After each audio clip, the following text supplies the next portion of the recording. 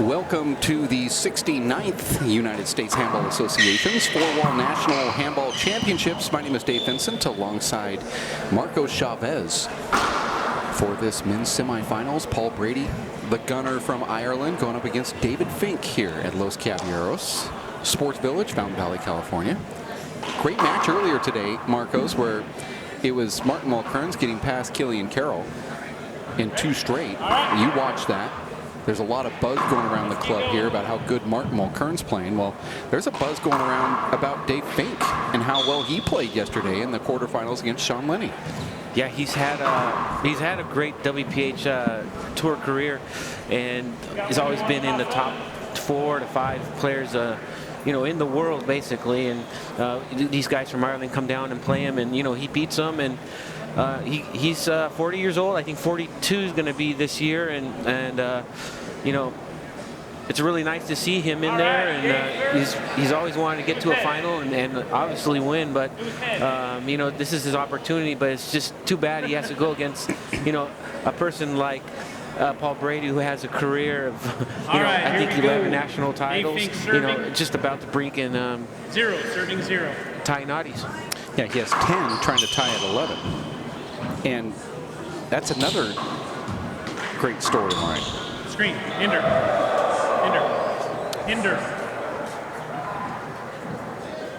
That's already starting. Zero, These guys zero. playing very close already. You have two 40-year-olds in there, and their hearing isn't as good as it used to be. Our referee is Kevin Price. There's a side out. Zero, serving zero. David Fink coming in with some new shoes this tournament. Short. Second With the serve. Kobe Mamba mentality. I think he's very serious right now. Yeah. Well, I texted him multiple times this morning, Two serve. trying to give him words of encouragement. Got no answer. That means that he's focused and didn't really want to talk about things. Short. Yeah, I saw him on the court warming up. All I did was give him a thumbs up. I know, when you're in this type of situation, you don't really want to talk to anyone. No pictures, you just want to concentrate on the match you're about to play and, give it your 100% effort and have no excuses. So 2 serves, 0 serving 0. We're all together at 0 still.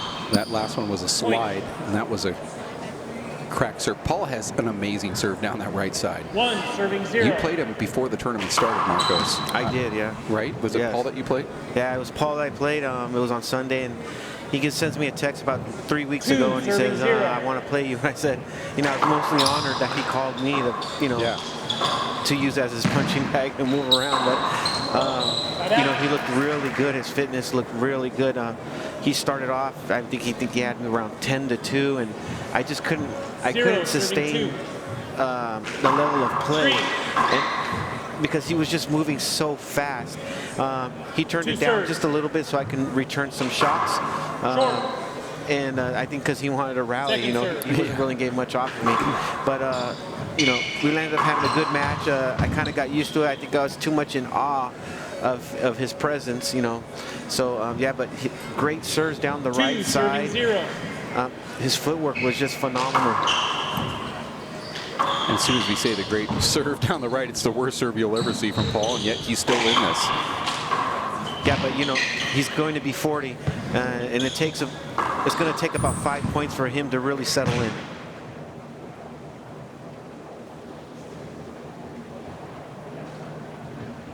Fink dives over there to that shot on the right wall there, and now he's chirping with his fan club back in the stands there, saying this is just unbelievable. You get in there against Paul and you find out how unbelievable it is. Yeah. Because, that could be okay.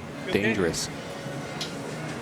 That's a guy taking a step there, sliding, and oh, great. This happens a lot to Paul, unfortunately, but yeah, bummer at the Worlds. He hurts himself last year when he had some good. He looked like he was playing really good, and then to get an injury. Well, he goes to take a step here, and he just loses that front foot out of underneath him, and he pulls his groin. And Paul's just like, I have the worst luck. Yeah. When it comes to these. I mean, he had some pretty good luck. I mean, he won 10 of them. But when you're trying to get that next one, it's just that much harder. 0, serving 3.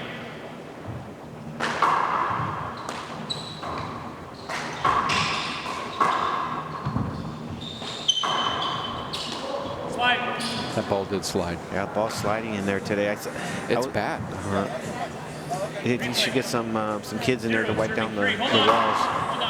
The referee went in there before the match started, and he really cleaned off the walls. That's the first time I've seen somebody at the tournament wiping this floor down. It's clear that every other rally is ending with a slide. Yeah. But we haven't been seeing that maintenance.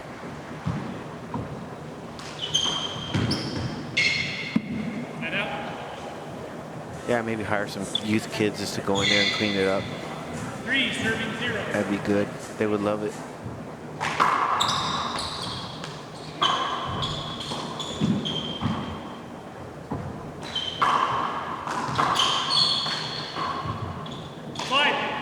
That's another slide.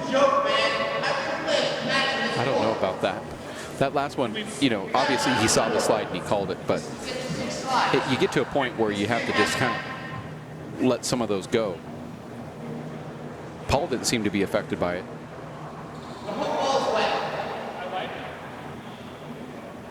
I see it different, a little different from you. I mean, if there's a slide, you're trying to make it to the finals and you're letting those go. But you get to a tight situation where it's, you know, 19-19 and then you get a slide, what, you don't call it? Yeah. So that's the tough part. That's the tough part about it. Score here is 3-0. I don't think the referee's making a wrong call. I mean, it is definitely the right call. And Lord, if you see a slide, you have to call it. But there could be slides everywhere on this court. I mean, there's Dave. Yeah, he needs to calm down. I mean, he's in a good situation right here to make the final. So, you know, that's something that, you know, I used to do a lot where I would get upset and, you know, just start yelling. But, I mean, it doesn't really do too much for you at times. I'm looking for a new court.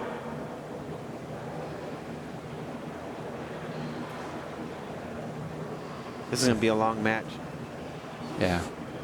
And it's really strange. The weather's really nice outside. Inside, it's very humid. There's a lot of players everywhere, and, you know, they're sweating and no ventilation. It's a tough situation in there right now. The outside walls are warmer than it is inside. You got 5, serving 0. condensation happening on the walls. It's tough. And we've seen it like this before, but normally not this time of year. It's usually in spring or fall. Yeah, and then if there's a little, 6, serving 0. you know, you got that June gloom, sometimes that affects it a little bit, but yeah, it's too bad this is happening.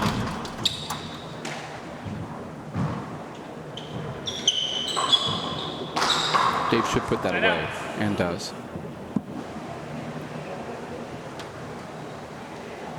Yeah, it's a shot. He loves to shoot from above the hip.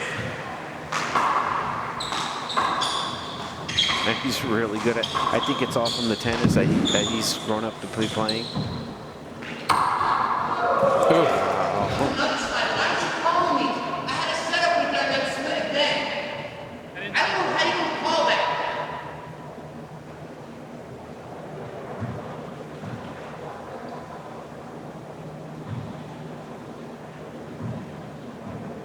Yesterday's match against Sean Lenny was unbelievable, the way Dave played. Down 4-0 to start the game and ends up beating Sean 21-4. Sean never scored again. 6 points in game number 2. 0, serving 6. And, you know, Paul's heard the hype as well about Dave, and he's coming in here to send a message. I think they played in New York, didn't they? They did, and Dave took him to a tiebreaker, played Paul better than anybody else in New York did. Beat him the first game, lost game number 2 and number 3, but they were close. Timeout, that's your first. 1 minute. You get to a point sometimes when you're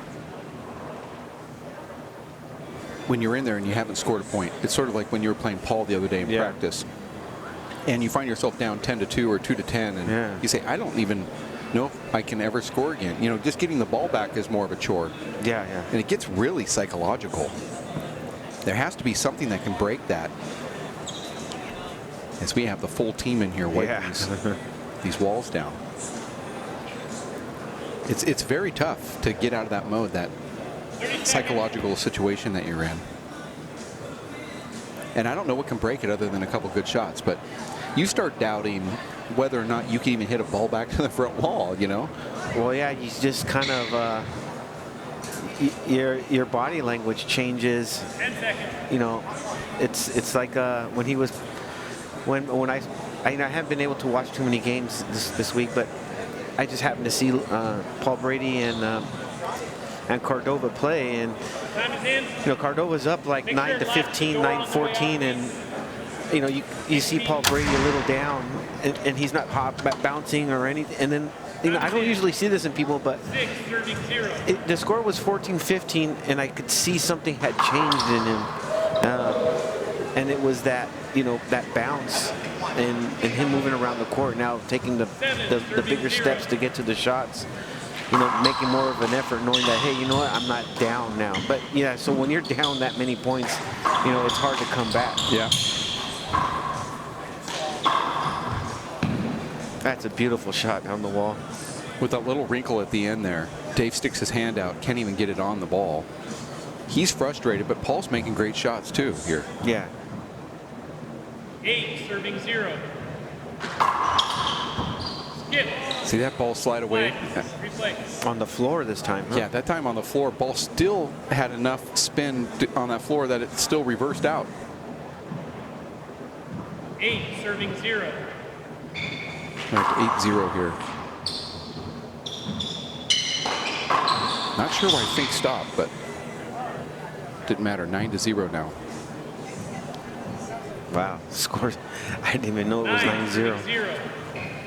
I mean, it just happened so fast. Honestly, that was a lot of arguing going on, a lot of wet balls. I thought. Second serve. But yeah, 9-0, and Paul's he's not going to let go. Paul's just waiting for Dave's shot up there. Dave misses another one, and now Paul is enjoying his body language of Dave Fink.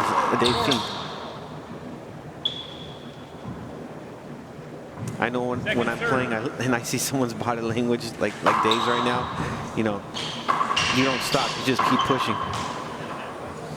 Man, Paul is now just scoring in groves. 11, serving 0.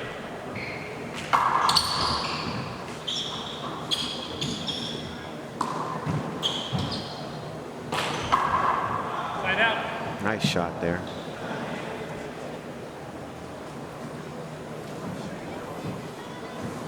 Zero, serving 11. Yeah, Paul's not letting Dave get into any groove whatsoever. And if Dave's able to get into a groove, and I think with any player, you see a different thing happening. But Paul's making great shots, and Dave's making those type of shots, which yesterday his conversion rate was amazing. Today, 11, serving 0. I don't even know if there is a conversion rate yet. That's his shot. That's that left corner kill, the side fronts, right and left. Those are his favorite shots. I mean, if he's missing those right now. But that badly. Yeah, that was pretty bad. We see him miss, but he's missing 1 inch low. Paul comes around the revolving door, goes with the ball, a little slight reverse over the top, sticks it down the right wall. 12-0 here in game 1. I don't think anybody predicted this. In fact, Dave said that he was happy with this draw. Wanted to play Paul, felt he had the best chance with Paul based off of age. But look at Paul. Look at that. That's the shot he was practicing earlier when I said, Paul just hit 5 of these in a row. Just in practice, it looked unbelievable. He just did another one, 13-0. He looks to the right, serves to the left. I agree. We're going to replay that. Paul. Right now, Paul doesn't care if it's a replay. 13, and you're right. When you see somebody frustrated, the balls seem to drop in for you as well. You get the lucky shots, you make good shots, and they're just digging a deeper hole.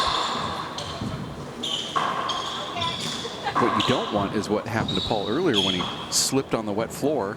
Yeah. And pulled his groin. 14, serving 0. I mean, right now, Paul's probably... He's feeling nothing. He's fresh. Yeah, he doesn't feel anything. This is what he needs to happen is for him. Right now, going with fresh legs, if he makes the final right now because of just, the frustration of Dave right now. But, let's just hope he turns it around and we get a better game after in this next game. Paul, no, he got that. He hit so far underneath that ball that it straightened out on the left wall and made the front wall. I thought he was going to skip that in. That was such a natural underhand, offhand hook. That was more than a wrinkle. Oh my gosh, another one from Paul. Now we're at 16-0. 16-0.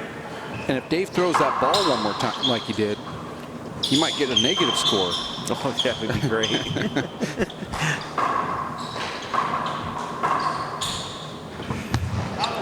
That ball slid. Yep. I saw it. Replay.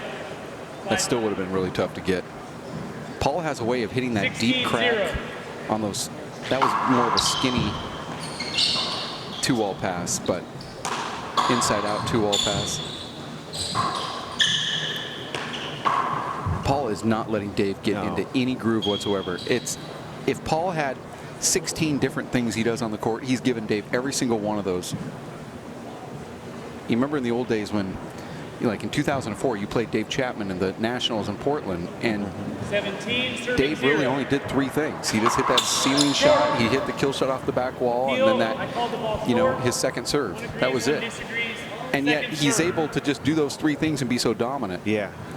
Paul is pulling out everything he has. I mean, he's serving different ways. Right, I know. It's like, it's unbelievable. So you can't get into a groove when someone's doing that. He just served from the wall, now from the middle court.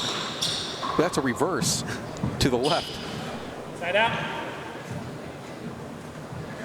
Paul felt that slid.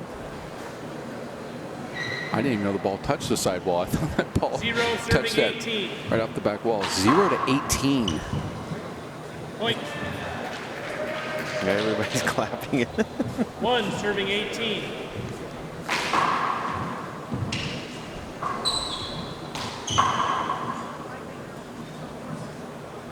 And it's strange. You get that monkey off your back, and then stuff like this happens. Well, it's good. I always, when I'm playing and I'm losing, what I really like to do is, even if I'm going to lose that first game and I know I'm down, I always try to get a groove at the end of that game, even though I'm going to lose. This way, at least when I go into the second game, I feel better, So this is good for Dave right now. He got some shots in. He didn't get shut out. Right. So you just got to take a positive in some way. Also, you look at it and say, well, the reason why I scored is because I was a little bit more calm. I calmed down because I said there's nothing to lose. And then you go into the next match saying, I'm going to go into that same philosophy. You find yourself now dominating.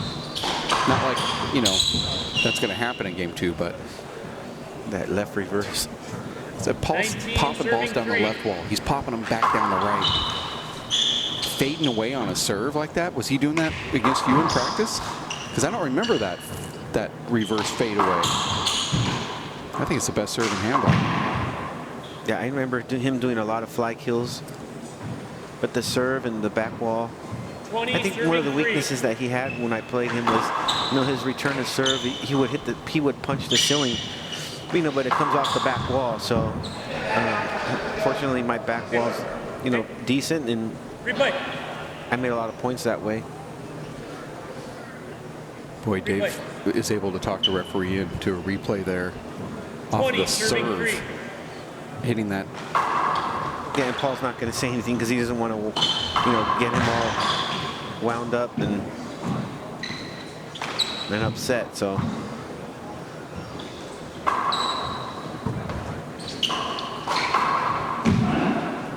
Boy. 5 minutes. Stiff arm, punch fist from Paul that's just a couple inches high. We're also going to take a break. We'll be back in 5 minutes. The 69th USHA National Four-Wall Championships. This is the men's semifinals.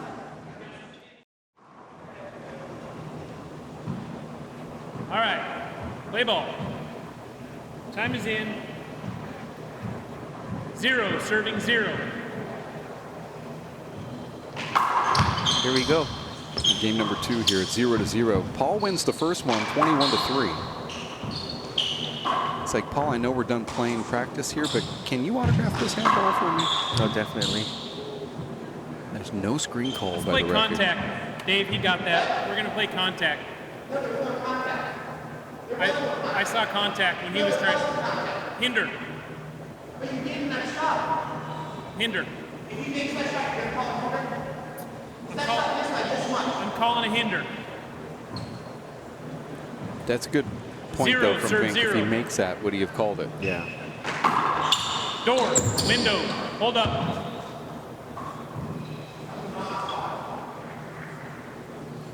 Zero, serve 0.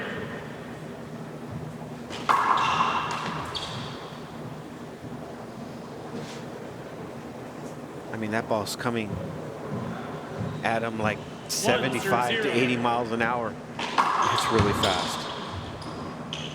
I've talked to people outside of the sport of handball, and they say, well, you know, in baseball they're throwing 100 miles an hour. Yes, well, the baseball's white. 0, serves 1. The backdrop's darker. The ball is 2-3 times bigger.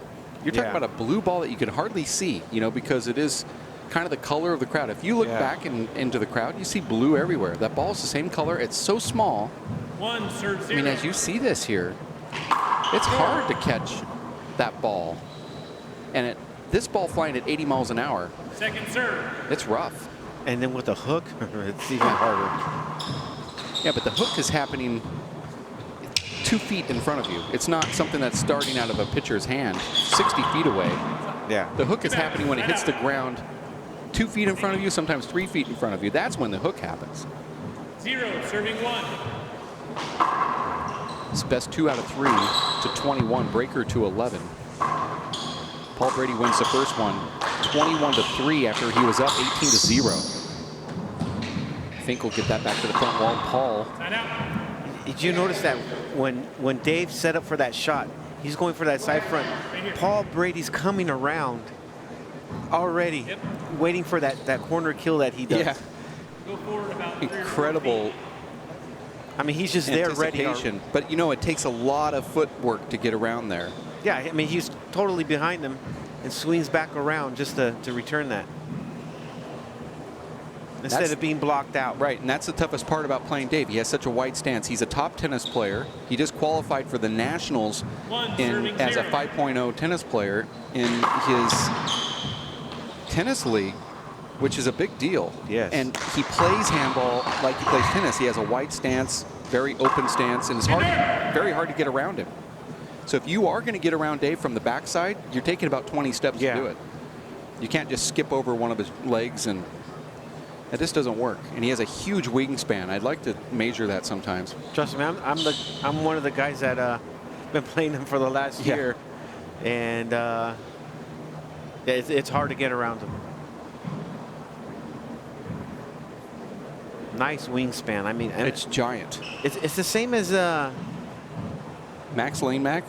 Max Lane Mac. It's like 8'1". No, like Gavin Buggy. I mean, that guy, he threw me off. I don't want to see that guy ever again.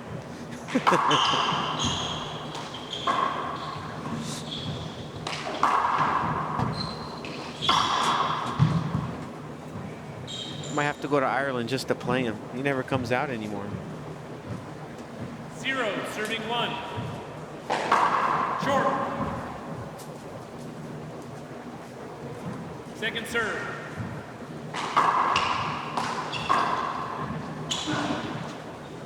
Side out. Yeah, it's too bad he got caught up there on that ceiling shot.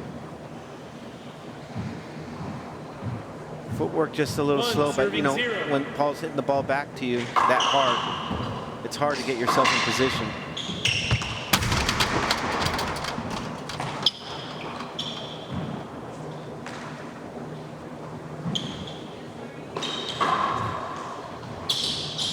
Backhand get. Hinder. Wow. That other one where Paul got it from the left side could have been a hinder. 1, serving 0. And you see how quiet Paul is when he plays, too. There's not much going on there. He's just a machine. That's Dave's shot right there. Off balance, it's not. It is his shot, but that's not the way he normally does it. He's way off balance on that shot. And if you notice, I mean, Paul Brady hasn't said one word. And this he's had whole game. Yeah, he's had some things go against him too. 0, serving 2. That's a short ball. That. That was short by 2 inches. I saw good. Was that a fist kill? Disagrees. It was. Side out. Oh my God.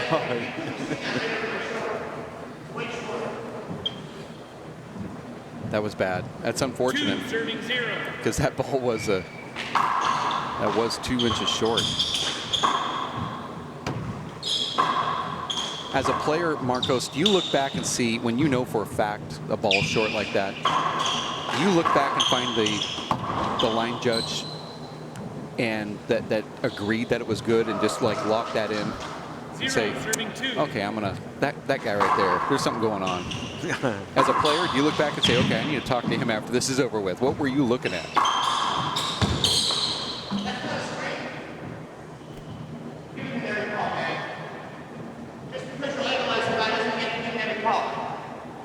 Here's a replay of this shot here. That ball hit Dave's own leg. He took it off the back wall and the ball hit his own leg. Now we saw a server do that on the Race Rate Tour. 2, Was that you? 0. Was that you that hit your own leg on a serve? No, John Bike did it. I knew it was an old dude. I've been playing for like 30 years, so I'm sure that's happened. Yeah, anything could happen. The great serve of John Bike is when he takes his steps and then hits it between his legs on the serve.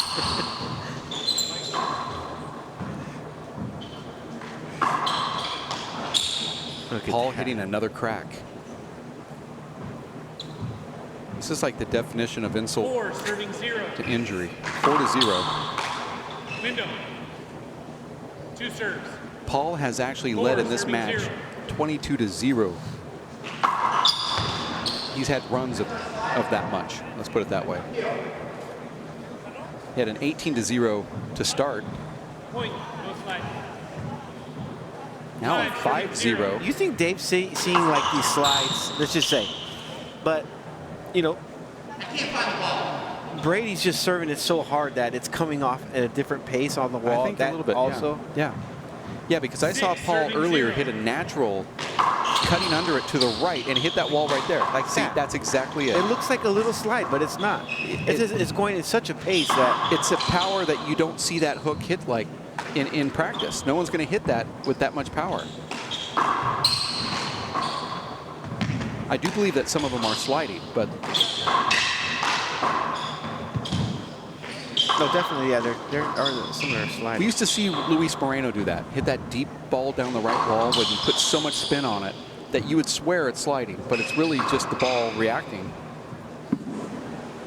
Well, that'd be his knuckle shot too. Like he would serve with the knuckle. Yeah. With his fist. Yeah, the ball would hit the side wall and it would skip out. Yeah, it would.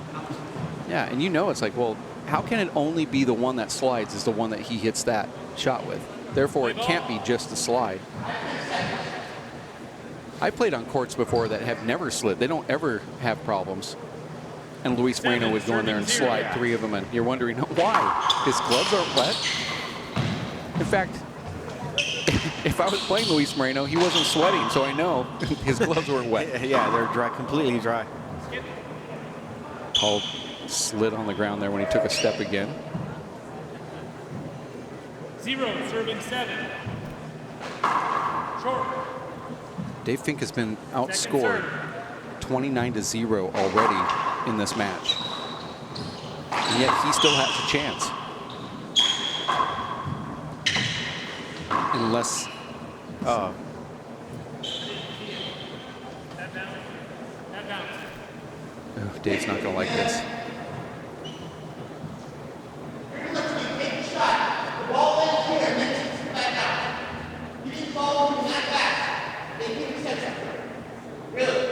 It's frustration. Yeah. Well, actually went to the line judges, and the line judges both agreed that they saw a bad bounce. It wasn't the ref that called it. He didn't see anything. It is frustrating, though. Yeah. You finally get a point, and then it's taken away from a bad bounce. It's a party ball here. That's a crazy shot. Yeah. And Marcos, that ball was coming straight down. I know. What are you going to do with it? You don't want to shoot it because who hits a ball that's going straight down? You don't want to kill it, right? That's the way Dave Chapman used to hit those ceiling shots. He used that knuckleball underhand punch. The ball would come down off the back wall without hitting the back wall. Yeah, he would do like a reverse ceiling. Yeah, like it's like a knuckle in the sense that the ball's really not spinning.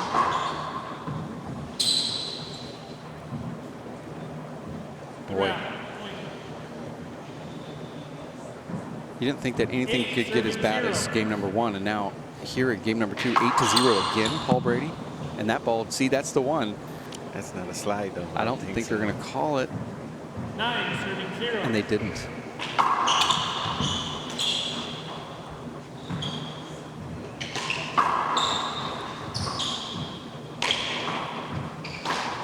Has Fink been playing in the Nationals?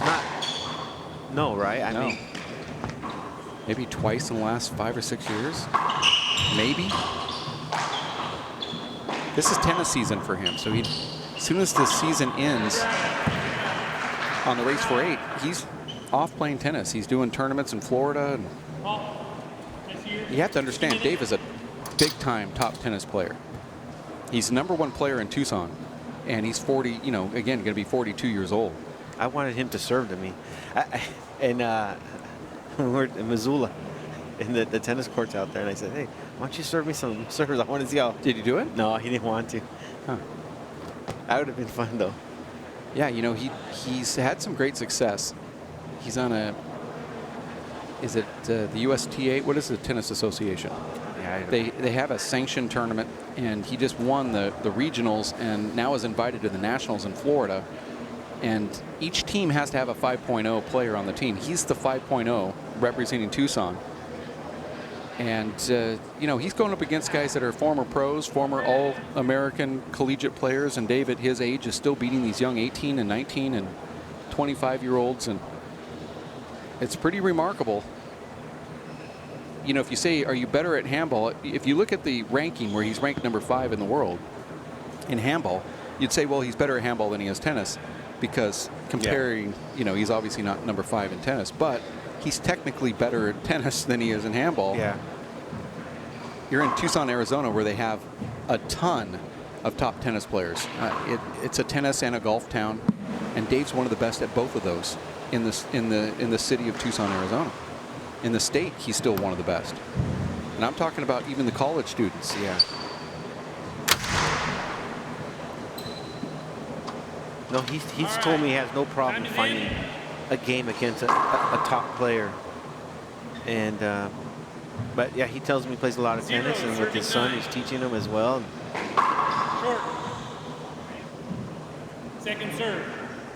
So I think that's really cool. He has a fun activity outside of handball, but still being able to be a top player at what he does. At both. Yeah. I mean, it just shows you the coordination and that he has for both sports. Oof, that's tough.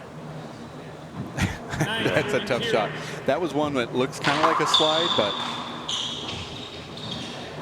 And then that ball right there cuts out, you know, like how far...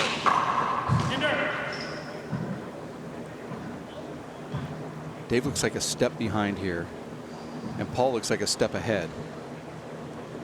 I mean, he should have been fresh 9 serving 0. regarding. Oh, he felt fresh.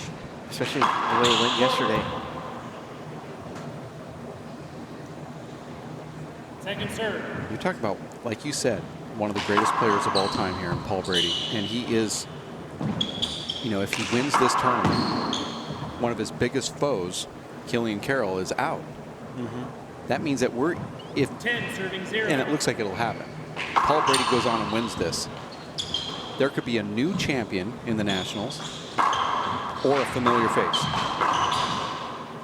So familiar that this would be pretty much maybe the last time you'll ever see Paul Brady play if he wins this.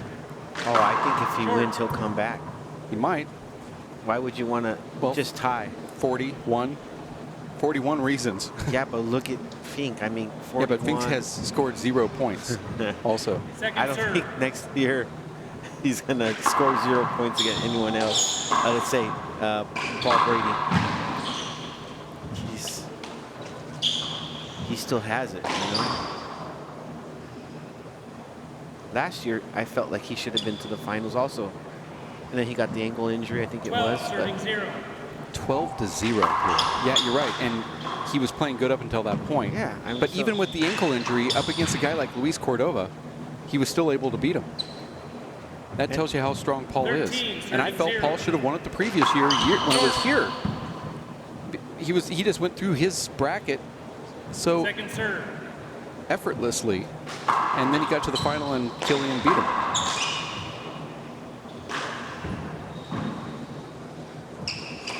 It was in Minnesota. At the Worlds. But then here, when Killian got him, Paul looked great in the bottom bracket.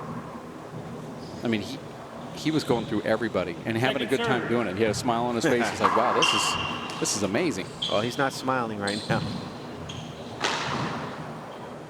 Oh my goodness. Paul Brady has had runs of 18-0 and now 14-0. 13. So he's had a 13-0 run and an 18-0 run in the same match. I don't know if anyone's ever seen that in a semifinal at a national.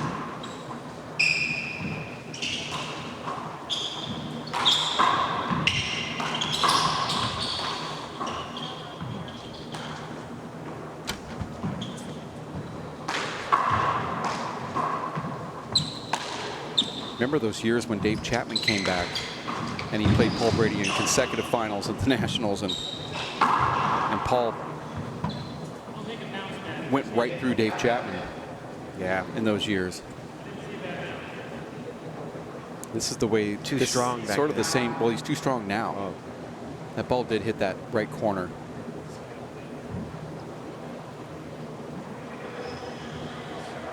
You know, as a referee, Marcos, I would side on that being a bad bounce only because Paul did not execute the right shot. He went down the middle instead of going down the right. He was aiming to the right, went down the middle instead. He misses his shot, and it was a bad bounce. Now the referee's calling a shirt change here. Shirt 14. 14-0. Now going back to Paul Brady, you've been around the game for a long time. You took a time in your life where you stepped back and didn't play, and that's about the time when Paul Brady started becoming Paul Brady. But you did play him. I'm assuming you had to have played him early on in his career, and then when you came back. Yeah. How were the feelings? Was it the same that you had when you faced him just this week when he called you up and asked for a practice match? Was it the same Paul back then? No, it wasn't the same. I just remember it was like remembering playing Killian Carroll for the first time, and he beat me 15-0. And I go, this punk kid, like, you got lucky and I was upset on the court and everything. It was the same thing with Paul Brady. I mean, he didn't give me a donut, but we were in Milwaukee, and I remember I had drew him, and we landed up playing at the Pro Stop, but it was him and Tony Healy always seemed to travel together at that time. And me playing him for the first time was just, I knew this guy was good. But when you shoot a shot that no one else gets, and I'm 15 years younger, you know, in my prime, and I'm shooting shots, and this guy's getting them. And literally on the court, I'm thinking, I can't hit a shot this guy can't get. Right. That's how I felt. And that's a bad feeling to be into. We're at 14-0 here in game 2. Paul Brady wins the first one 21-3, and that's that familiar shot from Dave Fink. You're playing a guy that you're saying, I have to bring it lower? 0 serving, you know, 14. like, and then you start thinking about it, and it takes you out of your game, because that's not You can't think and hit at the same time. You just need to do. I mean, there's a lot of players I've played that, you know, I don't think that way. Right. But he was the guy. He was one of those guys. What do you have against him? Like every time I score a point, you're taking away. Like you want me to get shut out, I'm just trying to score 1 point. You're taking away every single chance. Just one. Side out. 14, serving 0. Short.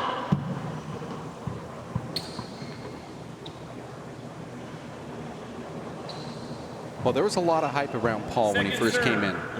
You know, and there was like this upswing when all of a sudden it was like, you know, the handball world started hearing about him. This is before he won that first nationals in 2005. This is back, you know, before the PHA. Yes. You know, there was that moment when it was like you'd hear the vibe around the club. People would say, "Have you seen this guy named Paul Brady?" It's like, no, I haven't seen him. It's like, he's not there yet, but wait till he is because he's amazing. So people knew about it. It was Tony Healy, the guy. Tony was the guy. He was the guy. And then it was Paul Brady getting better. And then the discussion now is who's better. Yeah. Right? And then you heard you're down at the club and someone would come up to you and say, Paul Brady just beat Tony Healy to win the Irish Nationals. And you're like, oh, okay, so Paul's arrived now. Yeah, so then that changes the game. Like now, Paul's just as good as Tony. And then Tony ends up hurting himself. And then, I mean, Paul just went on a run. 14, serving 0. Paul really good for the game for a lot of reasons.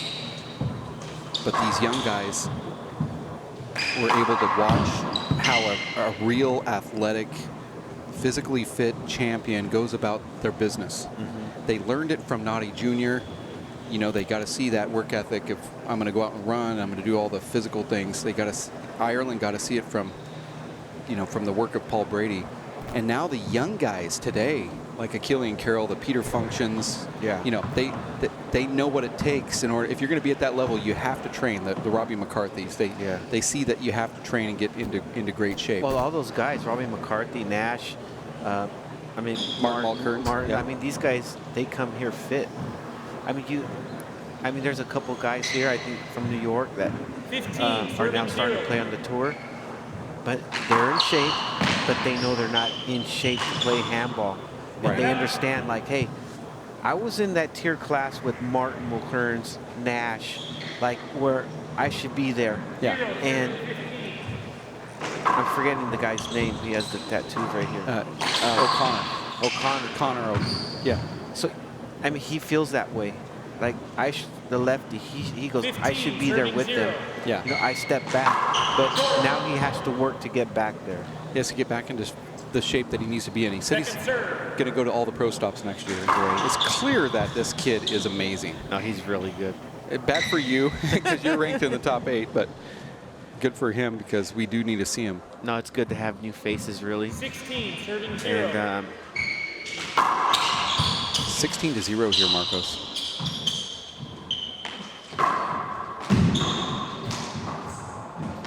You never see Paul dive, and he does, and he gets it, and that ball. He gets it. Man, with this court being slick. Oh, that's too bad. He just wants this match to be done with.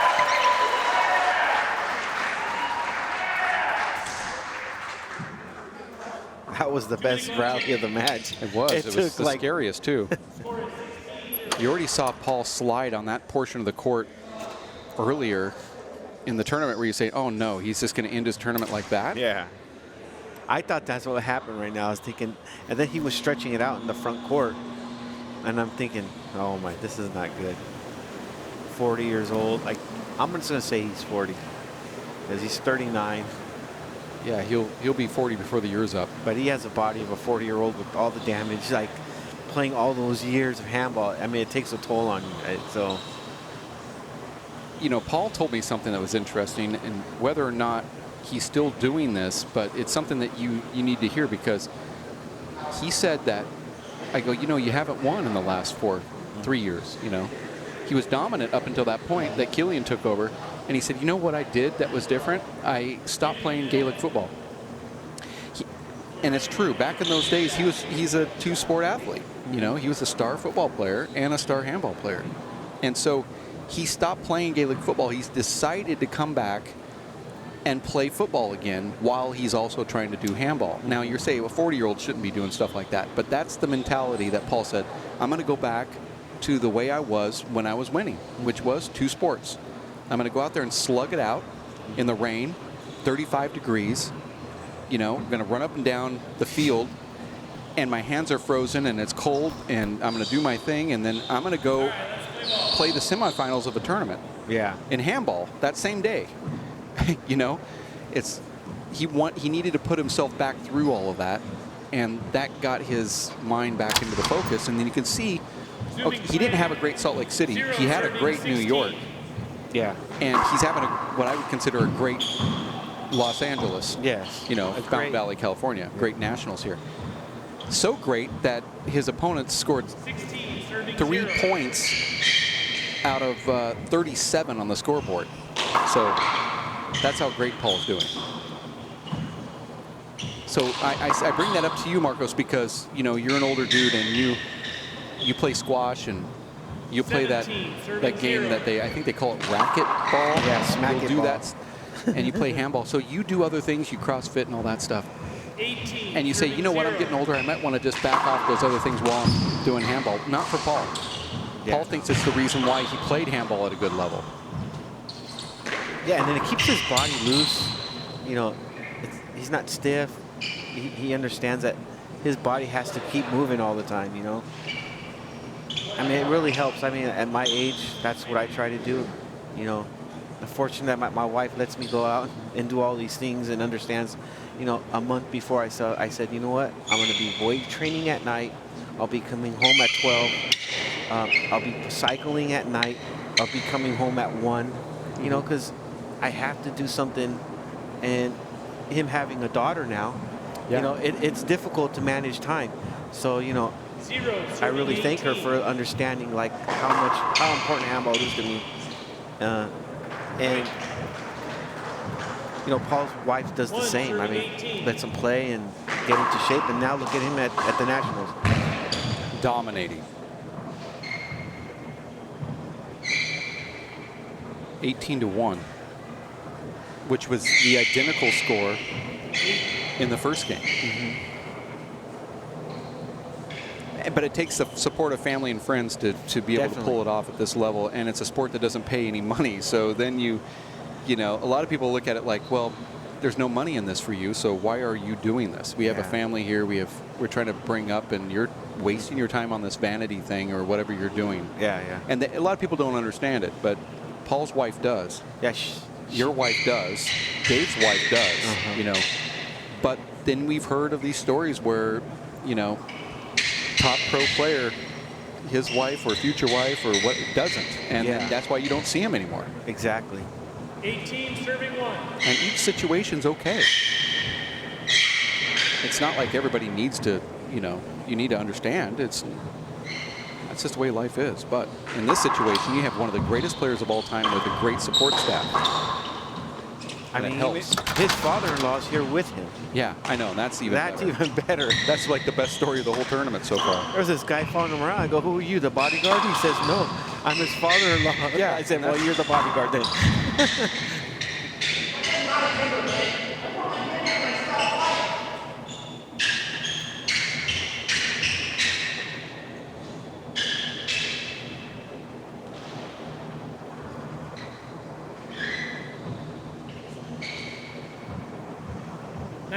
Serving 1. It looks like tomorrow's going to be Martin Kearns. Thank you. Now it's 20-1. 20 serving 1. Yeah, Martin Mulkerns and Paul Brady. And, you know, congratulations to David Fink, you know, making the semis of the Nationals. I know he's going to be 100% upset. And rightly so. But Dave's going to bounce back. He just had the worst showing you could possibly have at the worst possible time, because, you know, there could be people back home in Ireland just shaking their head saying, oh, well, you know, this is just Paul. He's great.